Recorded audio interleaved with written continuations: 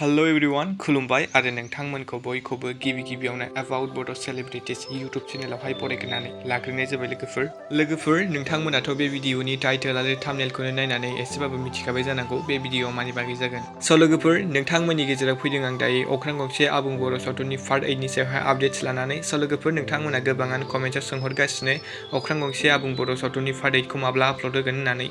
स' लोगोफोर मिथिनो थाखाय नोंथांमोना भिडिअखौहाय जोबजासिम नायलांदो। स' लोगोफोर नोंथांमोनखौ आं गिबियावनो बुंनो सानदों नोंथांमोना जाय दासिमबो अख्रां गंसे आबुं बर' सावथुननि पार्ट 1 निफ्राय लानानै पार्ट 17 खौ नोंथांमोना नायाखै। स' नोंथांमोना रिंसार ब्रह्म YouTube चेनेलावहाय थांनानै नायनो हासिगोन लोगोफोर। बिथाङा पार्ट 1 निफ्राय लानानै पार्ट 7 सिमखौ अलरेडि आपल'ड खालामखाबाय।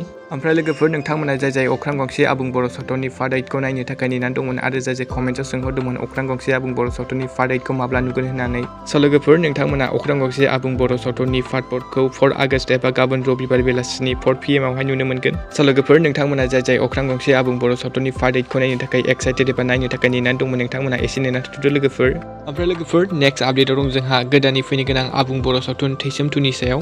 लोगोफोर गोदानै फैनो गोनां आबुं बर' सावथुन थैसोम 2 नि अफिसियेल ट्रेलारखौहाय बङाइगावनि सापागुरिनि इउनिभार्सेल सिनेमा हलावहाय दाख्लैयै रिलिज खालामबाय लोगोफोर। ओमफ्राय लोगोफोर नोंथांमोना गोबाङानो सानदों जानांगौ थैसोम 2 आबुं बर' सावथुनखौ नोंथांमोना माब्ला नुगोन होननानै। स' लोगोफोर नोंथांमोना थैसोम 2 आबुं बर' सावथुनखौ बे बोसोर एबा 2024 नि 30 आगस्तनिफ्राय सिनेमा हलफ्रावहाय नुनो मोनसिगोन लोगोफोर। स' लोगोफोर नोंथांमोना सोर दानिफ्रायनो थैसोम 2 आबुं बर' सावथुनखौ नायनो थाखाय जोबोरैनो एक्साइटेड जानानै दं कमेन्टआव खोन्थाहरदो लोगोफोर आरो नायनो थाखाय एसे नेना थादो। स' लोगोफोर दिनैनि मोननैसो शर्ट आपडेटआ बेनोमोन। नोंथांमोना भिडिअखौ नायना मोजां मोनदोंब्ला लाइक खालामबानो जाबाय आरो सोरबाफोर चेनेलाव गोदानै फैदोंब्ला साबस्क्राइब खालामना होबानो जाबाय। बेबायदिनो आपडेट्स भिडिअ मोनबाय थानो थाखाय। स' लोगोफोर दिनैनि भिडिअआ एसेनोसै, गोजोन्थों एन्ड थेंक्स फर वाचिं।